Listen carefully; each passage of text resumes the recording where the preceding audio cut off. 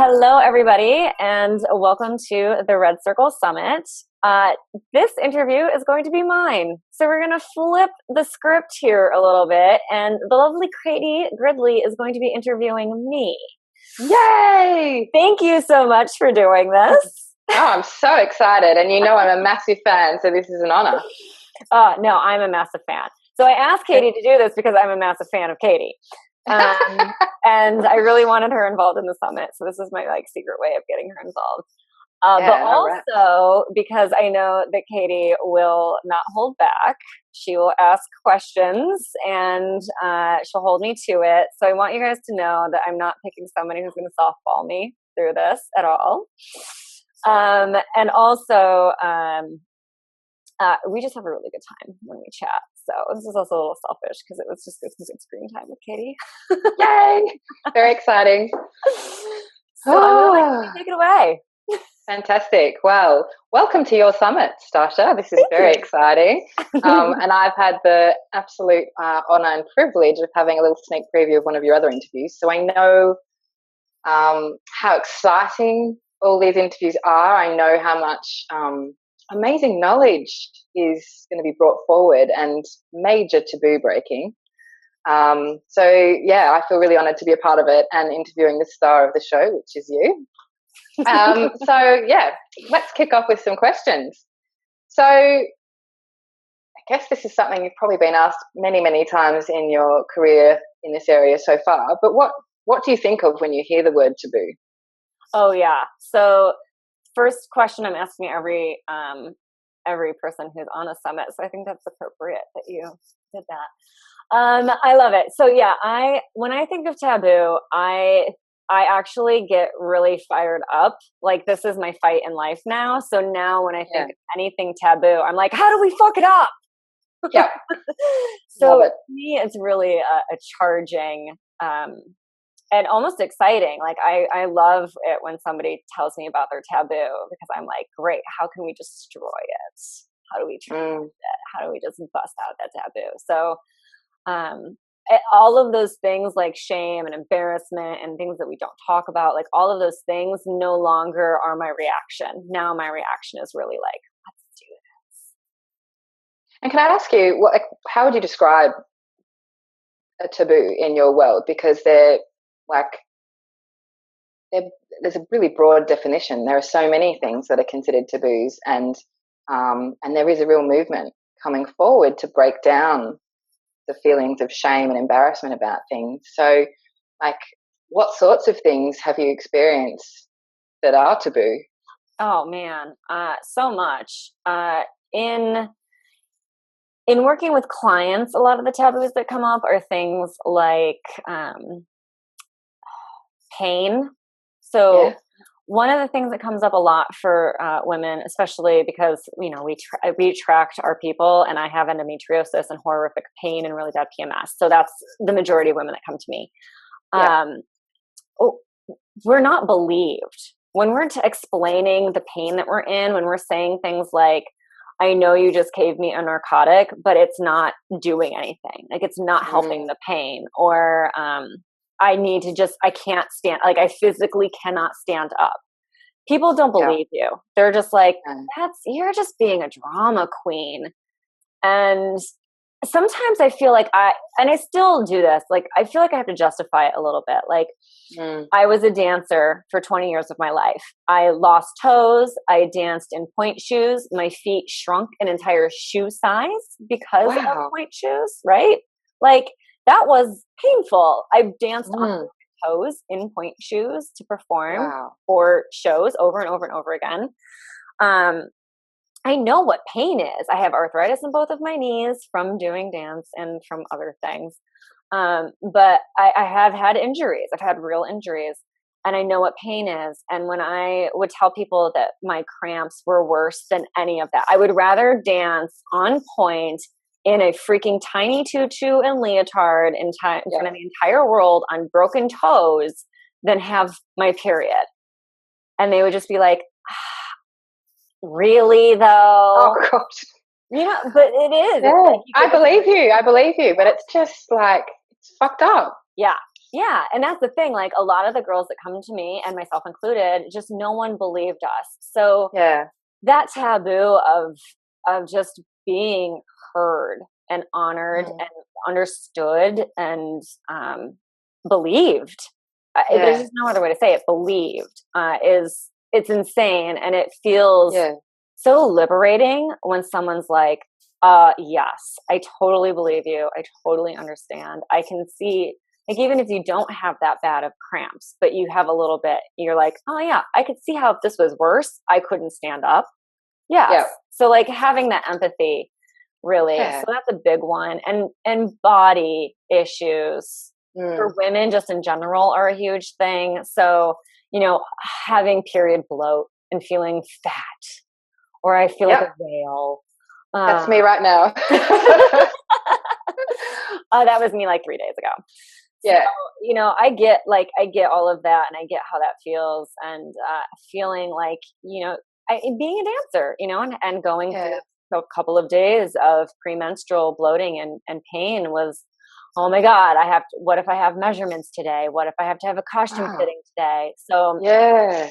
even not being overweight, I Yep. had body judgment, and I can only imagine what it would be like to add that on top of all of Yeah. the other stuff. So body images and just being believed, and the mood swings. That's another one where it's like people just don't believe you when you're like, I'm like I'm having an out of body experience.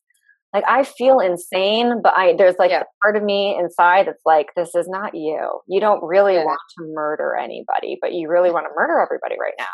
Yeah.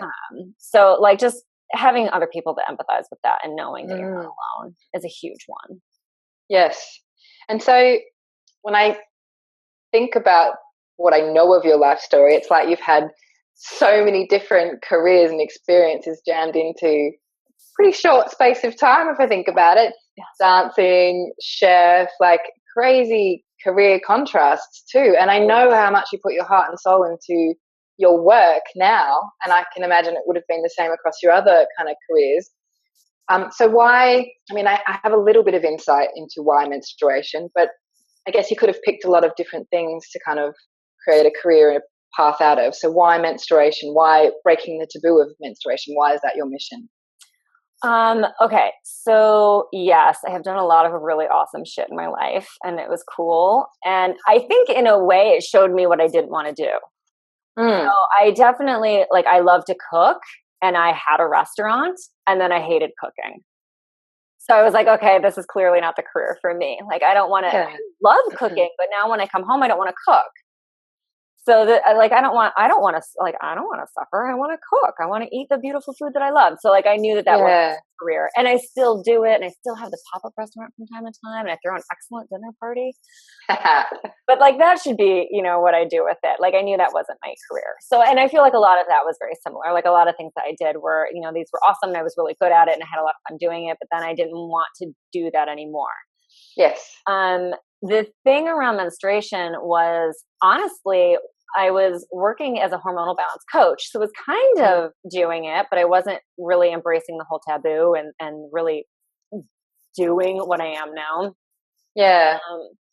My business coach, we were talking, I was like, I'm burnt out. I'm getting all of my symptoms back, even though I'm still doing the diet and the exercise. Like, all of my physical stuff is the same. I haven't changed anything. Right. If anything, I've gotten better, but my symptoms are coming back. And I think it's because I'm burning out. And that's when he asked me very point blank, just what pisses you off? And I was like, what pisses me off? And he goes, yeah, what in life, what's something that for a long time, like something that has always just like pissed you off? And I thought about it, and I thought, like, okay, well, you know what really has always pissed me off is the fact that when I would pass out before I got my period, I'd pass out wherever I was, shower, English class, locker, didn't matter, pass out. Yeah. Yep. I'd have to lie to people. They'd be like, oh my God, what's wrong with you? And I'd have to, and I knew I had to lie, because I would say I got my period, and they'd be like, oh my God, TMI. And I'm like, well, you asked me why I just passed out, and now I'm telling you, like, I will go into the bathroom right now and I will have my period. Like, I could prove to you that I pass out and I wake up with my period. Yeah. But I had to start protecting other people's sensibilities. Like, Yeah. other people would be offended or grossed out or be like, oh, just, TMI, man. So I was pissed off that I had to protect other people from something horrible that was happening to me. Like, I couldn't even ask for sympathy or love or help to the bathroom. Yeah. Because then they would find out. So I had to really isolate myself, and I couldn't talk to anybody about it. And, it sucked. Like, it really sucked. I mean, my mom was awesome. My mom is, to this day, my best friend. So my mom knows way more than probably she wants to, but it's too bad. But comes with the job. That's not my problem. But yeah, I mean, it was really like, that pissed me off. It pissed me off that the taboo around menstruation made me suffer in isolation. Yes. And then I realized that was for every woman. Like, instead of being able to say, man, I'm a day out from my period and I feel like shit. And instead of being able to go, oh man, well, I've got some great chocolate for your luteal phase in there. It's got some maca. It's got some really good, like, feminine balanced hormone herbs in there. Do you want some? We have to be like, oh no, I just don't feel good today. I'm just not on my A game. And I have to say, since I guess coming into an awareness about your work and doing your course myself and us keeping in contact, I find myself talking about my period left, right, and centre, and I'm often met with blank faces still at work. Like, I'll go, just about to get my period, because it's a part of my vocabulary. It's a part of who I am. It's something that I talk about freely because there's no shame for me anymore. So not that there really ever was a lot of shame there, but there certainly was a need to be, particularly in a work environment, professional about it. Like, you don't talk about periods in an office, for God's sake. No one knows that you bleed every month. Jesus. Or that, like, it even is 1 week of the month. It's, every day you're in a cycle, right? Yeah. But I just feel so free talking about it now and actually don't care. But I do remember that shame and going through what you've gone through with, immense pain, and really having to live a lie around your period is pretty horrible, actually. Yeah. Because you're going through a really vulnerable age and you're having to deny a big part of your life. Yeah, I'm going to steal that. Living a lie. That is exactly what it feels like. Yeah. Yeah. So this is a good segue into my next question. Given that your mission is to break taboos, and it's a taboo that lots of women can relate to, have you had much pushback since kind of launching your work to the world and I guess getting out there a lot more publicly and doing a lot of interviews? How have your friends received it? How has the wider community received your work? It's funny. It's like all or nothing. Some of them, most of my friends, which is not a huge circle of people, but most of my friends were like, fuck yeah, let's do it. Yeah. How can I help? And actually it was one of my friends who was like, you just need to call yourself a period coach. Yeah. And I immediately, like, on the phone with her, went, I wonder if that URL is free. It is. I'm just going to buy it. It was, It literally took 60 seconds from her saying, you should just call yourself the period coach, to me buying the website. So, some of my friends are like uber supportive, but, and you know what, funny enough, some of the people you would think would have the most pushback didn't. Like, I watch American football every Sunday at a divey shithole of a bar with a bunch of old men who are there. They actually have their names in the bar. Like, love it. Right? Old drunk men that I love, that I see every Sunday, that have helped me out of some legal jams in the past. Yeah, amazing. Great old men. And they know more about periods now because of the work that I do. And every time there's a girl at the bar, at some point they ask me what I do, and I go, oh, I'm the period coach. And they go, oh, really? Can I ask you a question? And I love it. And so for the most part, most of the women are like, oh my God, really? Can I ask you something? Like, Yeah. it's the one chance to finally get Yes. answers, you know? Yeah. And the old men at the bar just laugh and they go, oh, I think I could answer this one now. I love it. I love it. They're probably very proud, actually. They're hilarious. They could care less. They have no taboos. They're like taboo free. They're just old drunk men at the bar. There's like no taboos there.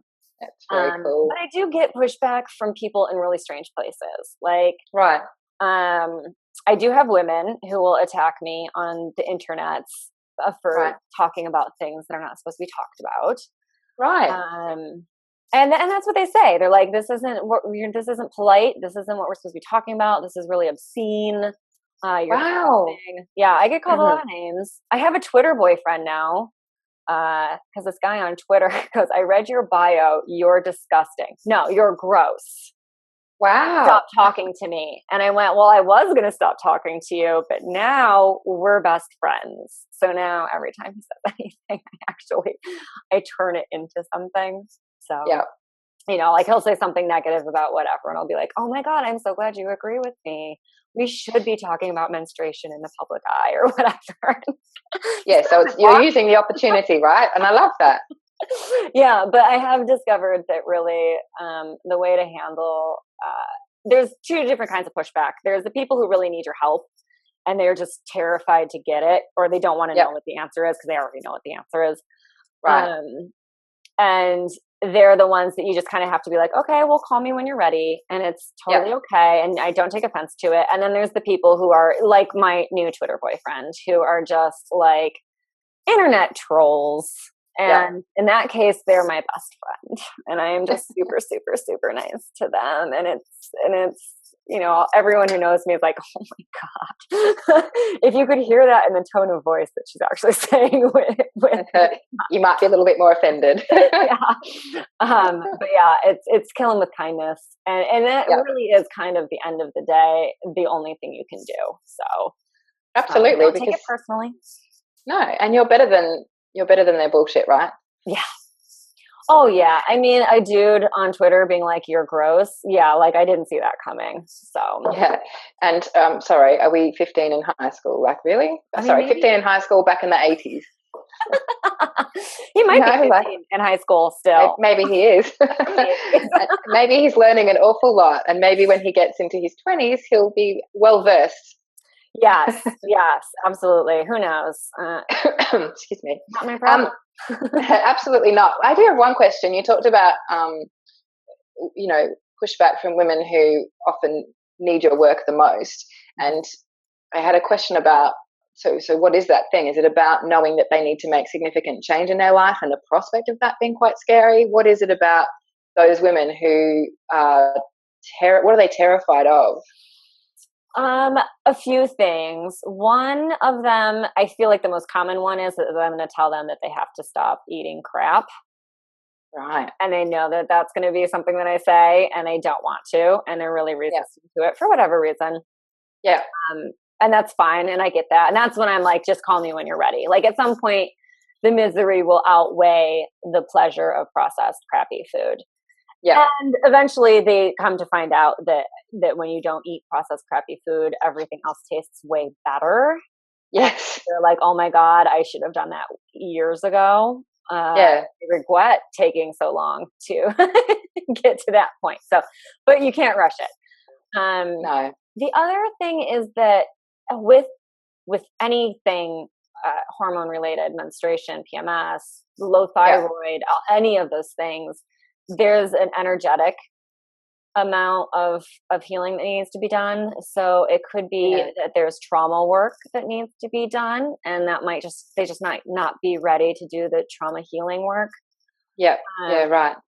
And it's most of these things are an imbalance of the yin and the yang. So we're really comfortable in the go, go, go, push, push, push yang energy, and not really comfortable in the yin energy. So having somebody who tells you, okay, well, we need to start actually embracing that yin, that feminine, that internal, that dark water, going into the depths, doing the shadow work, doing the blood magic, like that is confronting. And definitely if your spirituality considers that a sin or devil's work or anything like that. So it's not, FYI, but it can be hard to get through the cultural conditioning that's woo-woo or that's unbased, it's not based in science.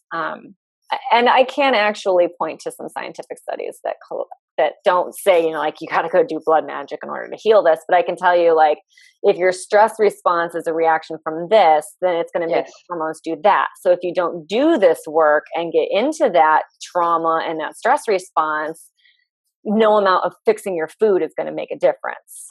So as woo-woo as it sounds, there's science that I use in my own practice to back it. So sometimes that makes people feel more comfortable. Yeah, absolutely. And I mean, you know, that woo aspect is yet another taboo, right? That you're tackling. Yeah. So then, what would you suggest that women can do for themselves to start empowering them about their periods? The first thing that I suggest any woman do is start charting. Right. My chart is a free gift with the summit. And the reason that I say that is because you start to invest in yourself. Yes. Just a few minutes a day, but you start sitting down and looking at yourself and going, okay, this is how I feel. And this is what happened. And this is my energy was high or my energy was low. And I ate really well. And I supported my hormones. And you look at your whole body and you start energetically investing in yourself, just that little bit. But all you need is that little bit to get started. And then it just snowballs into this amazing avalanche of self-love and self-care and real empowerment. And you start to see how everything works. And you start really having confidence, which could be the first time in your life that you're really confident. So yeah, absolutely. And can I just say it's an absolutely stunning chart. So if you haven't seen Stasha's chart, a lot of hard work has gone into that, and it's beautiful. But maybe if we could come back to basics with charting, and talk about, like, because I think the other elements are beautiful add-ons which make charting a whole self-love experience. But if we talk about charting from a basic level, what's it all about? Oh, yeah. So it's first thing that I feel like you really start to do with charting is that you, first of all, you figure out what's going on. Like you figure out where your symptoms are, what is, so you're supposed to feel good all of the time. And that's the idea. Yeah. So charting, from your perspective, is a really holistic self-love practice. But for people that don't know a lot about charting and probably think at a really basic level it's taking your temperature to fall pregnant, what's charting all about? Where, like, your practice of charting sounds amazing, but it's a lot more in depth. So maybe if you could pull it back to basics and tell us a little bit more about that. Yeah, totally. I started charting actually for nothing to do with fertility at all. I started charting because I wanted to end the PMS and painful periods roller coaster that I was on. Right. So yes, you can use charting for fertility, for getting pregnant or not getting pregnant. And I'm going to say that if you're using charting to not get pregnant, it's more effective than anything else. If you do it right. But it's so much more than fertility, for sure. It is everything else. And in fact, the chart that I made took me several artists to find one who was game enough to actually try and do this. And I'm going to show you actually. Good. I hoped that you had one. So this is the book, the charting book that Chantel and I made. So I asked her to put all of these things on a chart, and she was like, sure. And then she thought I was insane, and then didn't really talk to me because she thought I was confused. But she figured it out, right? So this is what a blank one looks like. Oh, gorgeous. And then this is so it's a fan? One. Yeah. So it's like a big, beautiful fan. Yes. And each of these things are something that we chart, and you don't have to chart everything. You can, and if you're doing fertility, you have to. Yes. But if you're doing this as like empowering your period kind of thing, you don't have to do it all. You can just kind of pick some things that you really like. And in fact, the charting course that I have, actually, we start with just the easy things. So like the moon phase, right? So the moon makes a big difference, and some people may think that's completely woo-woo. But again, I was a bartender in New York City for 10 years, and one of my friends was a nurse in New York City for 10 years. We both had extra staff for our respective businesses during the full moon because everyone was fucking crazy. And I would get them hammered, and then I would send them to his ER.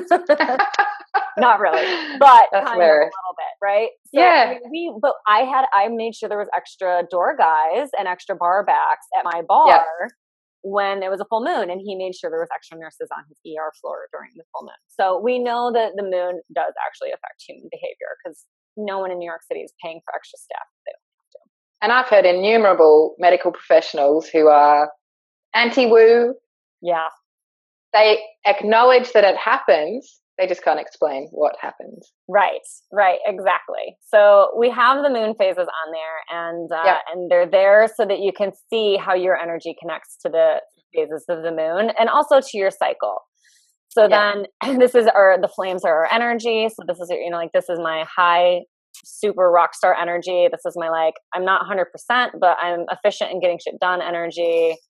The dark blue is usually, it's my menstrual phase. It's when I need lots of naps. So that's my napping tired energy. So it's physical energy that you're talking about here. It's like, how are you feeling today? How much motivation do you have to get stuff done? Yes, totally. Cool. So it's like, you can really start to see it. And then I also have noticed that even if, like, I'm not, like, I am bleeding with the new moon, but if I wasn't bleeding with the new moon, I have seen my energy shift with the moon, regardless of where I am in my menstrual phase. So I can tell that I do kind of need to take the moon into account if I'm going to be planning something like really high energy. Yes. So I didn't expect that, but that was a really interesting learning curve for me because I also was like, that's woo. And then I was like, oh my God, no, it's actually a thing.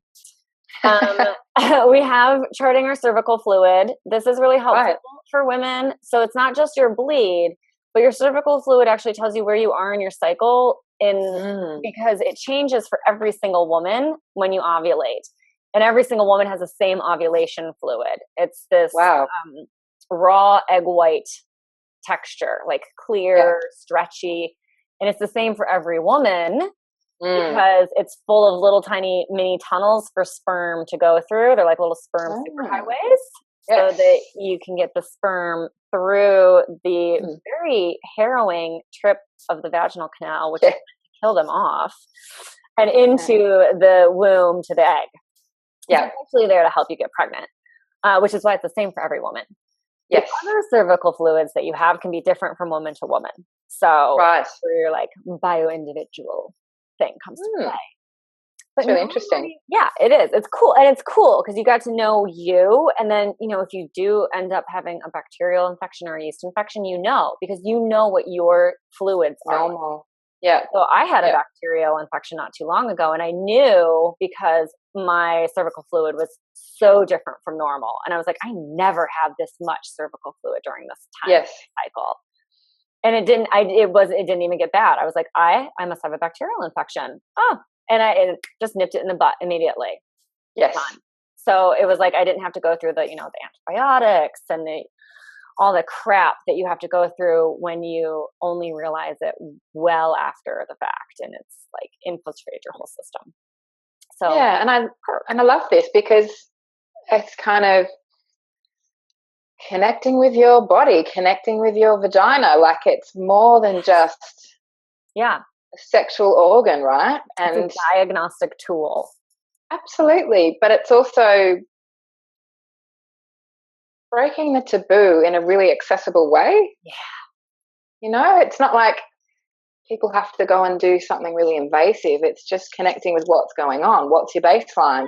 And let's break the elements down. And it's obviously not just about your vagina, right? It's about your whole body and mindset and everything else. But it's kind of bringing that connection into play. And I think that's really, really awesome. And knowing how the experience has been for me, it's super duper empowering. So I'd love you to tell me a little bit more about how women can integrate this information into their day-to-day lives. Yeah, totally. So one of the perks of knowing when you ovulate is that you can actually use that knowledge to plan your day, your life, your month, your upcoming activities, because you have so much more energy when you're ovulating. I love that I have a show and tell here. But you have more energy during that ovulation phase. And actually, the 4 phases of your cycle go through a year, seasonal year. So when you're in your menstrual phase, this is your winter. Then you go into your follicular phase. And this is usually when women have light cervical fluid. But it's also when you feel your energy rising, and it's your spring. It's the time of spring for your energy and for your cycle. You feel that young energy rising as opposed to that yin, deep yin in your menstrual phase. And then you go into your ovulation phase, which is summer. And you know it because your cervical fluid changes, your basal body temperature changes. And this is where we get that like idea of charting is just taking your temperature. But it's confirmation. It happens the day after you ovulate. So you can see that your cervical fluid changed. And then if you are taking your temperature, you can confirm that you're right, which is cool. That builds up that trust you have with your body. And at some point you go, I don't need to take my temperature anymore. I know what it feels like. I know what it looks like. I know what my body feels like. And you kind of abandon the temperature taking part of it anyway. Unless you're, and it's a checkpoint. It's a checkpoint in your charting journey, really. If you start menstrual, that's like that midpoint, and if your charting is kind of on track, you're like, oh yeah, I know where I am. Yeah, and for me that means I need to start eating a lot of fiber because I have really high estrogen, and that was a big part of my PMS and my pain. So for me it means I need to make a giant batch of chia seed pudding. I need to make sure that I've got a lot of buckwheat bread ready to go, or to start soaking some buckwheat to make breakfast out of. Like, I know that I need to start really incorporating all of those fiber-rich foods. I also know that I need to start taking one of my supplements because I still have such an excess of estrogen in my body that if I don't take the supplement, I'll end up with migraines. So for me, ovulation signals my dietary shift going into, so after ovulation, you're going into fall. So it signals going into that dietary shift of going into fall. And it gives me a special notification that not only am I moving into that fall phase and that luteal phase, but it also means I need to start doing certain things like my supplement routine so that I'm going to have a really happy PMS and period phase. So you go into that fall phase and you can actually set yourself up to not have PMS, to not have a painful period by just knowing where you are in your cycle and using that to your advantage. It's just, that's one of the things about charting is you know what phase you're in. So you know what kind of foods that you should be eating for that phase, which supports the hormones in that phase. And then you can start, and even working out, exercise, all like everything in your life, going out on dates, going on, like schedule going out on your first date when you're in your follicular phase and your ovulation phase. Women make more money during their follicular and their ovulation phase. So like if you're in business, when would you sell? You would sell during your ovulation phase. So you just have this, you have this ability to really like manipulate your life or like set up your life for the most bounty, the most abundance, the most success when you're charting, because you're never going to feel like you did something wrong or that you're pushing or that you're trying to do the wrong thing at the wrong time. And I think we've all had that time where we're like, oh God, just nothing is working.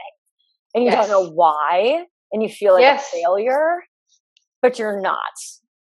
And it's funny, like I see Facebook posts and I'll see somebody that's like, I just wanted to like rearrange all of the furniture in my house and I got nothing done with my job today. And I really just like, I feel like an absolute failure. I didn't get anything done at work. But all I really wanted to do was just like work on my house. And I'll be like, are you in your luteal phase?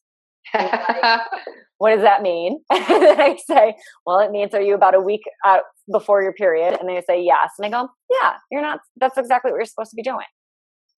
You're right on schedule. keep doing that. You're doing exactly what you're supposed to be doing. And they're always like, oh my God, I feel like free. Like I just got permission to do what it is I want to do. I feel like super free all of a sudden. And I have to agree, because I am acutely aware of when that tidying bug or like the decluttering bug comes out to play. I kind of have a giggle to myself because I know what's going on. And that's been me the last 2 weeks. And it's kind of, it does give you permission to thrive in that space. And I think that's what charting gives you as a whole, is that question that comes up time and time again for women on a daily basis, is that what's going on for me? I'm feeling this. Yeah. And it answers a lot of those questions, right? So you're not kind of all at sea going, I'm screwed in the head. You're actually going, oh, I actually understand what's going on for me, because I understand where I am in my cycle and what that means. And that's phenomenal. And particularly if we think about the business aspect. So you work with a lot of fempreneurs. Yeah. You teach women how to run their businesses, to how to balance their business and their hormones and get them to kind of work together. I mean, that's a pretty freaking cool concept, Stasha. And when I came across it, I was like, wow, where was that brainwave? Because that's a really cool combination. And actually it's super duper powerful. And I know that women that have done the course with me, and I've watched other women come through the course and talk about it online, and have just been amazed by the results. And that permission aspect is huge, but also taking advantage of the high energy times is really, really cool. So how did you come up with that? It was kind of an experiment. Right. So back in my the period coach days, when I was working one-on-one with women doing hormonal balance, all of the women were business owners, CEOs, or moms of multiples. Right. So like the 3 highest stress groups of women ever. Yes. And these are the women that are in that program. Yes. And so I realized I was burning out doing my business, and I was starting to go into that, like getting my symptoms back cycle. And that's when I talked to my coach, and the period coach was born. But in this time period, when I was realizing that I was getting my symptoms back and I was feeling like crap, I started to go, I can't run my business from this like super masculine perspective anymore. Like I need to take time off. Like I didn't go into business for myself so that I could stand and push through my period. Yes. I could just go back to having a restaurant, or go back to teaching dance classes, or go back to any of my more lucrative at the time business careers, working for somebody else, not having the responsibility. Right. So I was like, why did I start a business if it wasn't to take care of myself?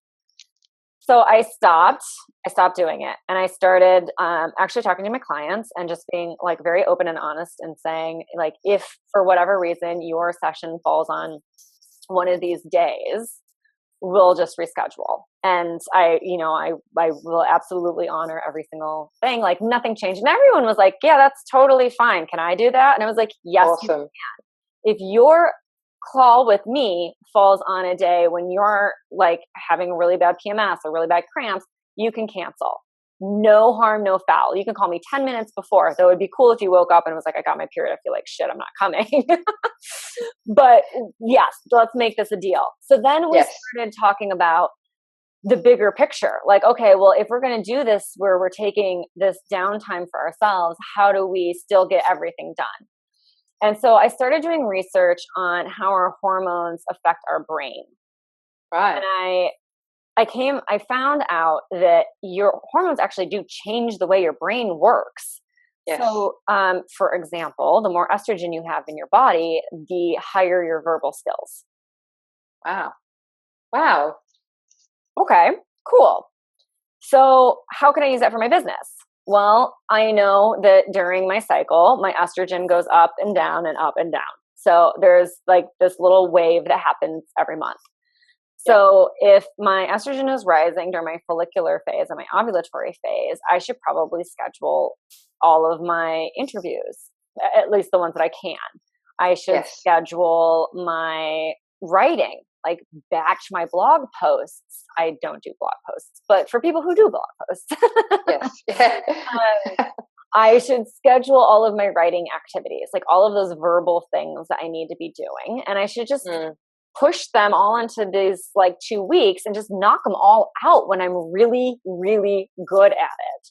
Yes. And then conversely, you would think like, okay, well then great, that's all well and good, but that's 2 weeks out of the month. Like your luteal phase and your menstrual phase, when you don't have a lot of estrogen in your body.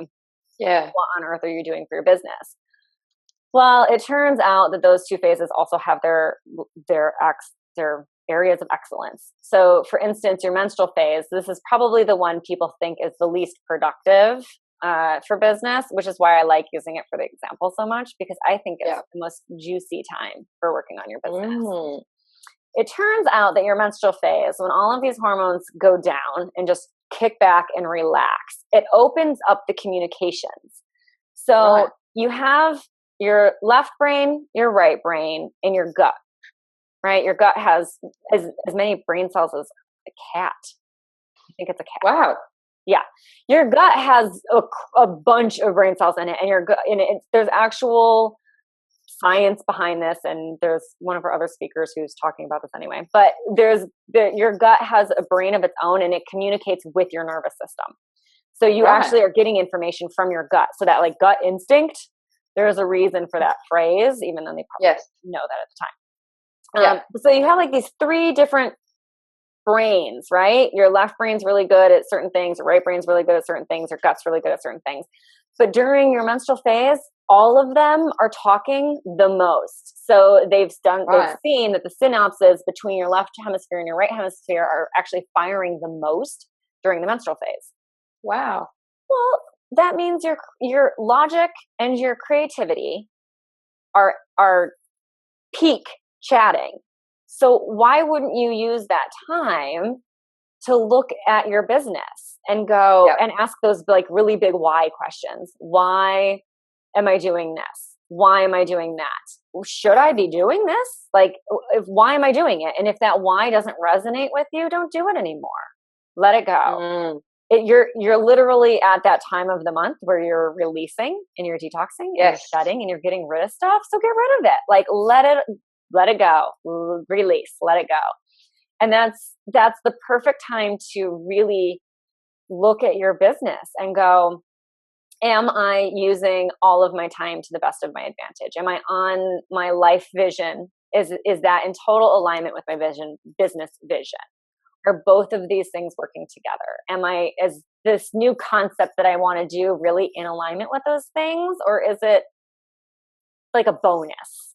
So can I ask a question then? Is it like, are you saying it's like a reflection and planning kind of time? Yeah, it's really a good dreaming time too. It's like a really good time to create new content or create new things. So you're really open at this time. So honestly, like not forcing yourself to do anything and to just let yourself, however it works for you, meditate, dream, journal, draw, mind map, color, word association, morning pages, just whatever it is for you, get it out. So let the brain waves come. Yeah, like don't block yourself off. And this is the biggest mistake that I see women do in business is they go, no, I need to work.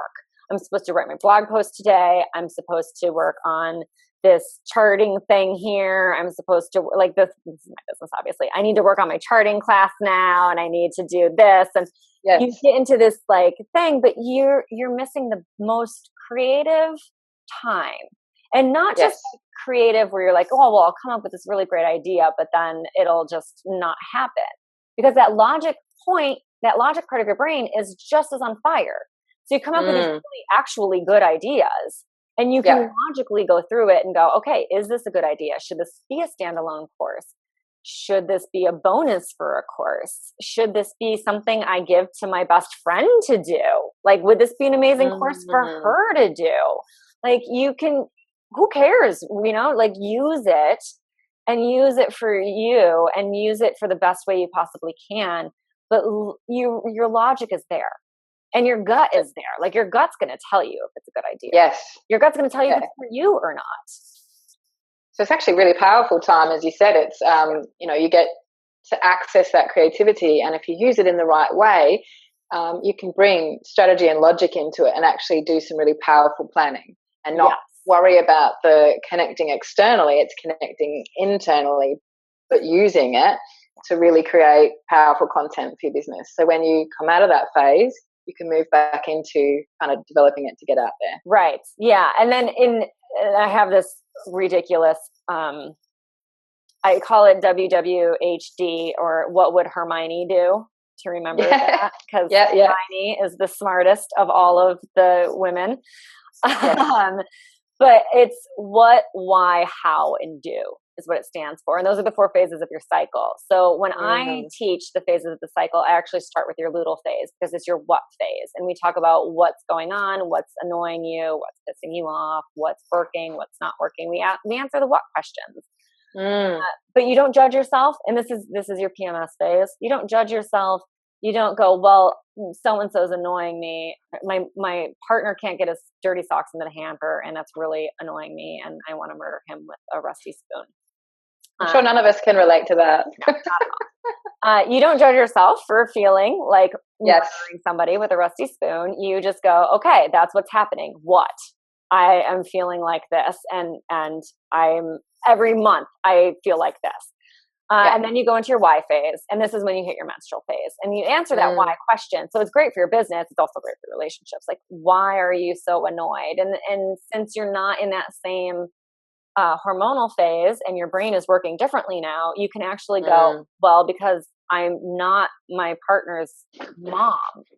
I'm a respected partner. Like, I'm not your mother. I'm feeling disrespected. I'm feeling taken advantage of, whatever it is. And then you go into your how phase, and it turns out that your brain is uniquely suited to logical figuring things out during this phase. Like, you're really good at, well, this is where I say, please use your powers for good, because you're really good at manipulating during this phase. Like, if you sit down and you go, how do I approach this person so that they hear me, you'll be heard. So when I started doing this with my private clients, we would talk about it like with employees. So it'd be like, how are you going to do your employee evaluations so that this works out for the best for you and your employees? So instead of going like in my little phase and just being like, you're fucking making me crazy, you're fired, you can go through and actually like have this great conversation with your employees and get them to hear you, so that you don't have to go through the firing thing as much. Reach a good outcome. And then you do it. So then the ovulation phase is when you do it. So like in that relationship example, you know, your partner might be an amazing person who hears you best over a pint at the pub or at a classical music concert. I don't know, whatever it is. So, but whatever it is that you know your partner really can hear you, you go take them to do that thing, and then you have that conversation. But you plan it during your follicular phase, and then you execute, you do during your ovulatory phase. And it's the same for business, for relationships, for anything. So you really, women have way more power than they think. And it's because we don't know the secrets in our menstrual cycle. We don't know how we could be using this to manipulate everything around us to our own advantage. And so that we can live happier lives, you know, like how much nicer. And it doesn't just impact us. Like, if we start kind of owning that, then everyone benefits. It's like that whole concept of women or mothers filling their own cups, right? If we're doing these things, it's not an individual experience. It's like everyone gets to benefit from the rewards and the gifts that come from doing these sorts of this sort of planning and really following our bodies. I mean, how much better would life be if you and your partner just had that conversation, your partner heard you, it was an amicable, you understood it, you worked through it, and then you never had to have that annoying thing happen again? Yes. And picking a time where you know that your tolerance and capacity to have that conversation is significantly better than it might be in 2 weeks' time. Right. Yes, exactly. And then not blowing up, because you know that you're in that phase where everything is annoying you, and that all that means is that you need to look at what's annoying you, not Yes. act on it. You just need to look at what it is, because it might not even be them. It might be that you're having a problem with an employee and you're just at home, and now is the only time that you can blow up at somebody. So, if you just look at what's annoying you, then when you go into your menstrual phase, you can go, why is it annoying me? And then you can go, oh, well, I was having the employee problem, and maybe it wasn't actually the dirty socks. Maybe it was the problem employee. Yeah, absolutely. And so I know that you've been doing this work for a little while now, and you've run your program a number of times. What kinds of results are you seeing from women that are learning to empower themselves with understanding their own cycles better?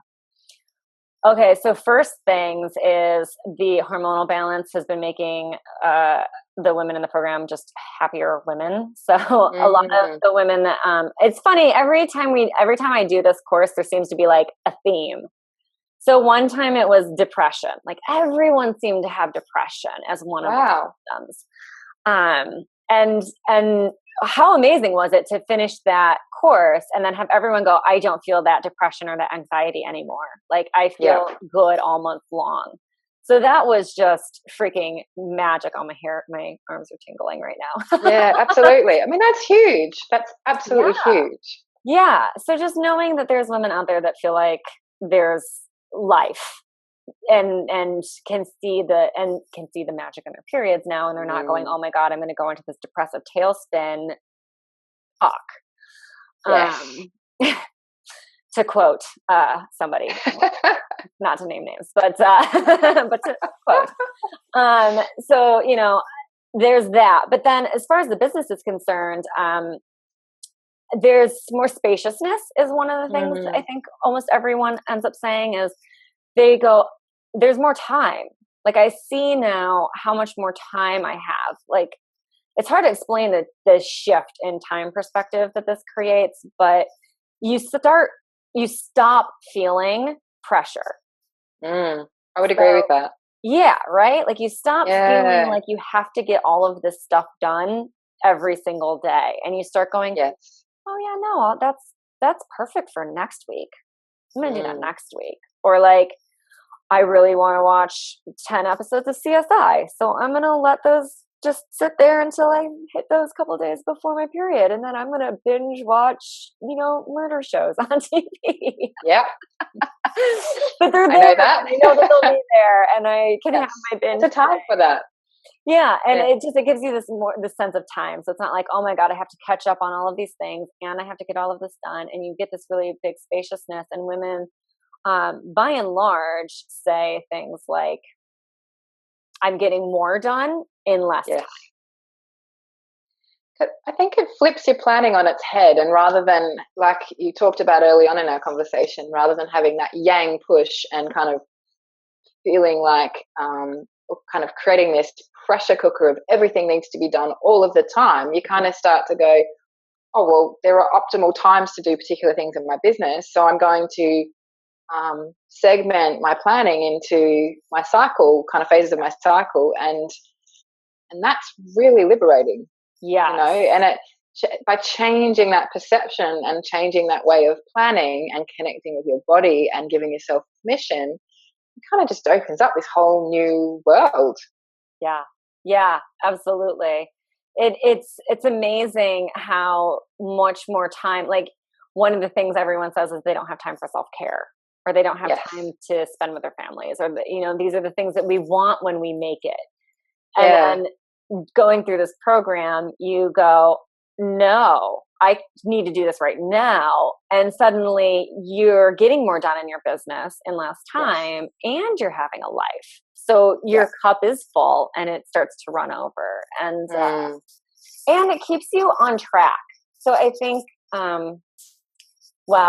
one of the things that happens for women in business, and probably men too, but I don't work with men.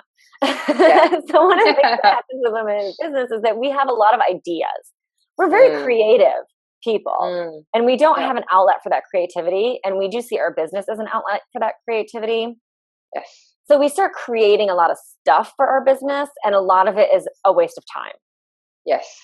And when you start using this and you start going through the program, I see this a lot. Women start using their creativity in two ways. One is they start using their creativity in the way that they wanted to, whether it's just taking dance classes and being creative with their body, or learning to paint or cross stitch or knit, or any of the crazy amounts of things that I have seen come through.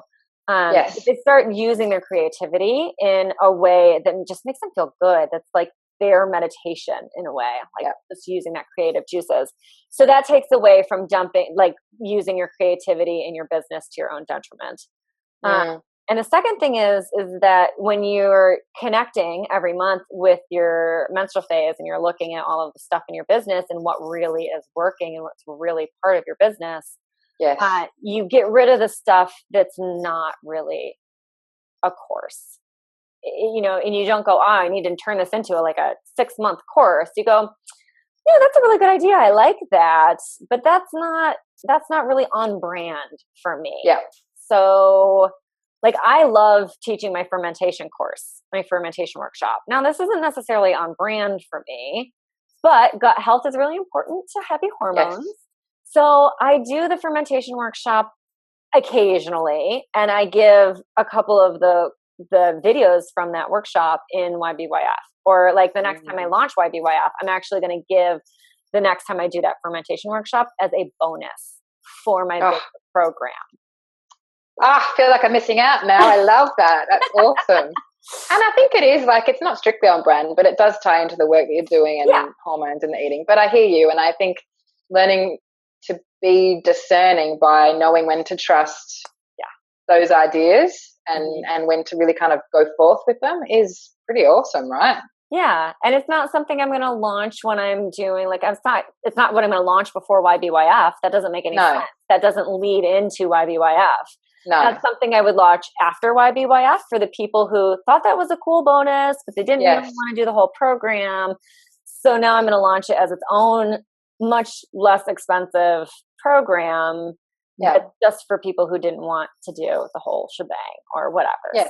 So it's you look at it and you go, just planning out your year and go, okay, I wanted to do I want to do this. I like teaching that class. I get to put my chef hat on, I get to put my kitchen hat back on, and I get to cook. I get to be in the kitchen, and I'm going to film it again in my mother's kitchen. So it's going to be really pretty. Oh, that's so exciting. And like you said, and it's something that you're passionate about. Yeah. So in terms of planning for your own business, and I know you love all parts of your business, but this is one of those things that's it's a soul love, because it comes back to the kitchen witch and food and all those things that are beautiful because they're nourishing, and you have such a great appreciation for that connection of food and body, and I think it's gorgeous. Yeah. So and that timing is good.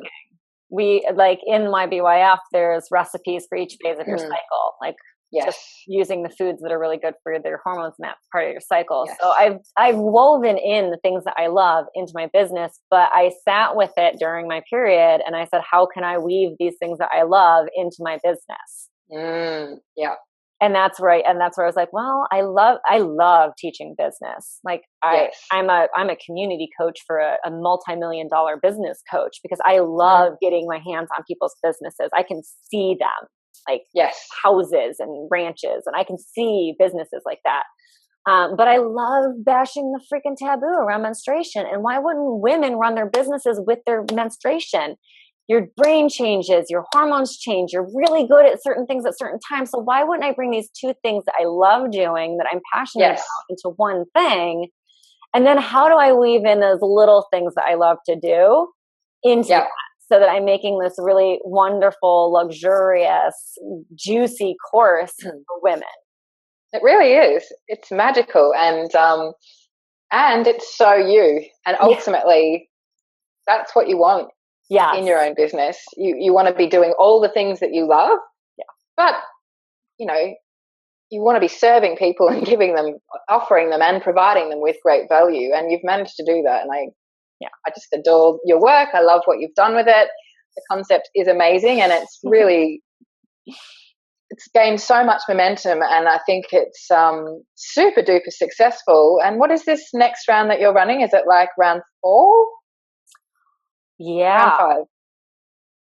Oh, yeah, round 4. I think if you include the beta round. Yeah. We're getting in there. It's so exciting. Yeah, it's been fun and it's been great. And I mean, women have done it from moms of 5 who don't have businesses. Like I said, moms of multiples is running a business. Absolutely. And I've had, you know, business coaches who make $50K a month or shooting for $50K a month as their goal to be in there. So it's like, this is really broad spectrum of women. So that's kind of something that I like too, is it's women from all over the world. So we get lots of different perspectives on things, and I learn a lot of slang from other cultures, which is fun for me. Not the Australian contingent at all. Totally the Australian contingent. Now I know things that I did not know before. And it's a really cool community, right? It's like you get to meet in a women's circle, and that's also amazing. And those connections last. So I know from when I went through, I've stayed in contact with many of the connections, obviously including you, but it's just a really awesome, safe space to be in. With everybody that's gone through it. I don't think there's really anybody that's gone through the program that I still don't like chat with. Very cool. Very cool. Some of the girls have just done it again, which also keeps them in the loop. Yes. Oh, yeah, it totally does. And it's a good kick up the backside to remember the things that you've fallen off the wagon with, and to be doing it with a group of women really helps to keep you accountable. So I think it's brilliant.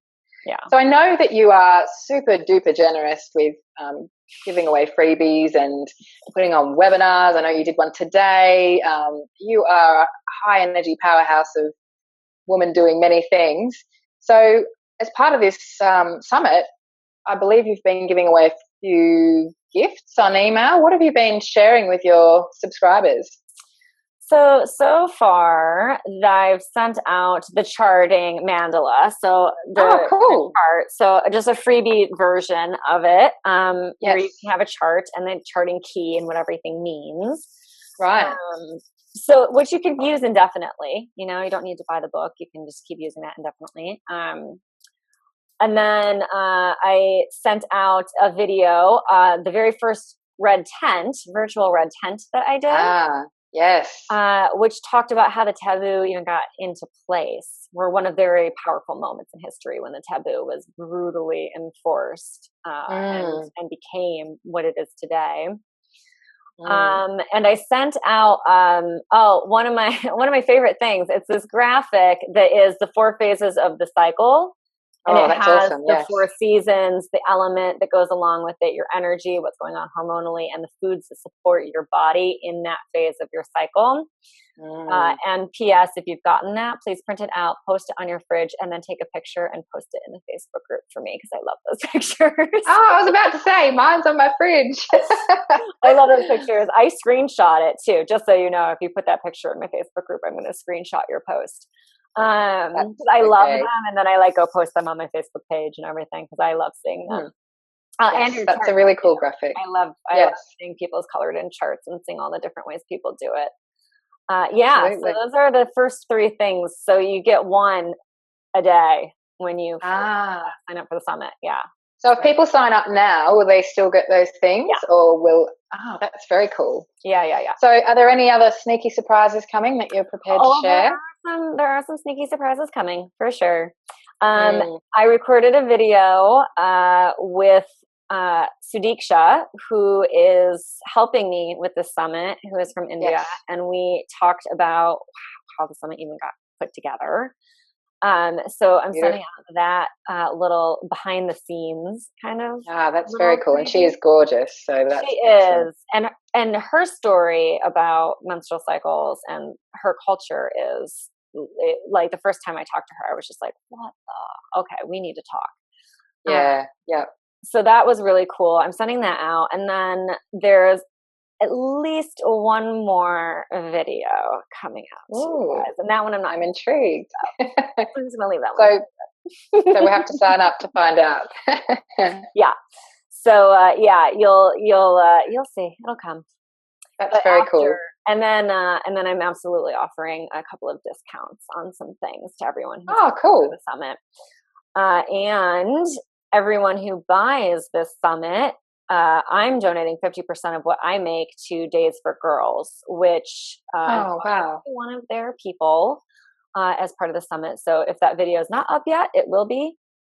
Right. But I'm going to talk to one of their people about their charity. But just know that it's awesome, and I'm donating 50%. And some of the speakers are also donating to different things. So this fantastic. has a lot of give back involved to it, aside from the copious amounts of speakers and information and free gifts. Yeah, huge. And so to find out more about the charity side of things, can people find out from your website? Yeah, in fact, when you signed up for the summit, you got an email that told you a little bit about Days for Girls, and on the summit page, there's information on the charity, and Excellent. then on the buying the summit page, there's information about the charity. Fantastic. And on the speaker page, we're going to link to it. So there's a lot of ways to find out about Days for Girls. And fantastic. Awesome, man. You're going to wish you'd known about them years ago. Yes, I'll check it out because I don't know much about them, and I'm definitely intrigued. Basically, they provide education in a menstrual way. So they go into areas that don't have sanitary supplies, or low income areas where they can't get sanitary supplies. Yeah. And they give products, or they show women how to make cloth pads or products to girls so that they can go to school. So if you can't go to school if you can't absorb the blood. Yes, and of course. You can't graduate from school if you don't go to school enough days. Yes. So a lot of women end up not being able to complete their education worldwide because of their period. And we're never going to change the world if all of our girls aren't educated and out there doing everything to the big, beautiful brain capacity that they all have. Yeah, so, I agree. Yeah, so they're worldwide, and they're basically helping girls finish their educations by solving this really simple problem. And one that we probably don't care to, we probably don't know a lot about, because in first world countries, which most of your audience are in, it's not an issue for us. Right. So I think it's super powerful. Even in first world countries, they operate in the States, in Utah, because there's so many low income women who aren't girls, who aren't being able to actually finish their education. So you'd be surprised, even in first world countries, it's because we can't talk about it, because it's a taboo. So we can't talk about the problem. And it's keeping women from being full equals, and we're never going to get this world back on track if we don't have our girls working at full capacity. So this is really something that's we may not see the results in our lifetime, but it will have amazing results down the line. Absolutely. I wholeheartedly agree. And I think it's beautiful that you are donating 50% of your income from this summit to that. That's awesome. Yeah. So probably a good time for you to share the link for people who perhaps have watched this episode with a friend and want to sign up and find out more. Where would they go for that? Yeah, so everything's at theperiodcoach.com/TRC, the red circle, and you can find everything there. So just head there. Excellent. You will flow through everything else. I liked that use of language. Beautiful. Flow. I've made a lot of flow puns. So that's all my questions. Is there anything else specific you wanted to add before we wrap it all up? No, I feel like that was a good, thorough tour. I haven't thought about amazing in a long time. Yeah, great reminder for me too. And I love talking to you about this stuff because it's so juicy and it's so needed. Super important. Yeah, totally. So Thank you for letting me have the opportunity of interviewing you, because I feel, like I said at the beginning, I feel really honored. I love you and I love your work, and I love the change that it's bringing in the world. Yeah, thank you. My pleasure. Yeah, this is fun. I wondered what you were going to bring to the table, and you brought it. Yay! It's been awesome. So thank you. I can't wait to share your chat, for you to share your chat with the world. Yeah, totally. Thanks, guys, and thanks to everyone for listening. Thank you. Bye. Bye, guys.